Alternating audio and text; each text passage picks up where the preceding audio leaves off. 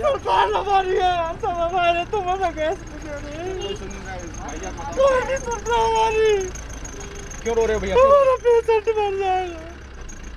ये कागज है, हमें डॉक्टर ने लिख कर दिया है, सिलेंडर लेके आए, हमें डॉक्टर ने लिख के दिया है कि 10% शरीर में ऑक्सीजन रह गई है, 10%। डॉक्टर ने अपना कार्ड दिया, डॉक्टर ने लिख के दिया, और दुनिया भर में धक्के खाए हमने। हमें गैस नहीं मिल रहा, हम कहाँ जाए? या तो सिर्फ बोल के हमें मार दो, हमें सरकार से और क्या चाहिए? क्या नाम है आपका भैया? मेरा नाम अमित वर्मा, मैं मुरादनगर से हूँ और मैं दुकानदार आदमी हूँ, गवर्नमेंट को टैक्स भी देता हूँ, मैं सारी चीज है, मुझे क्यों नहीं मिल रहा?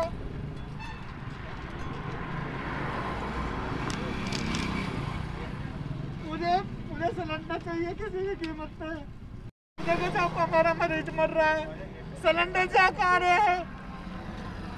भैया आप क्यों रो रहे हो? हमारी पत्नी है। आपकी पत्नी है? अच्छा। आप किस लिए आए हैं आप यहाँ पे? गैस लेने साथ में हमें सिलेंडर चाहिए, गैस लेने आए, गैस नहीं दे रहे, खा जाए।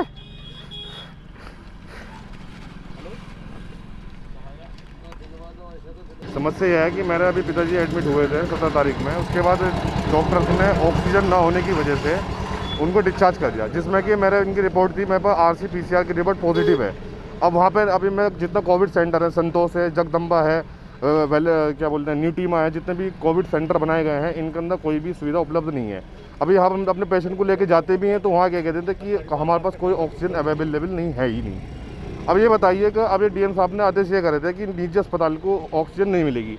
अब ये कह रहे हैं कि अभी डॉक्टर्स जो हैं कि अब ऑक्सीजन जब मिलेगी तब जाके कि आपकी रिपोर्ट पॉजिटिव होगी। अब रिपोर्ट पॉजिटिव होने के बाद भी अब ये प्राइवेट हॉस्पिटल को क्यों दे रहे हैं ऑक्सीजन? प्राइवेट हॉस्पिटल मरीज को क्यों नहीं रख रहे अंदर?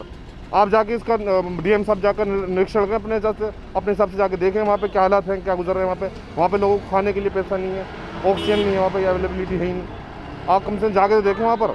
ये लोग जाते नहीं है तो एयर कंडीशन में बैठ के सीधा आदेश कर देते हैं, इन्हें पता ही नहीं कि क्या हो रहा है क्या नहीं हो रहा। आम जनता के ना कोई ख्याल है ही नहीं बिल्कुल तरीके से। ये यहाँ पर वर्तमान समय में हमारे पास जो गैस उपलब्ध है उसको देने के लिए ये विधान बनाया गया कि हम सप्लाई अस्पताल को करेंगे।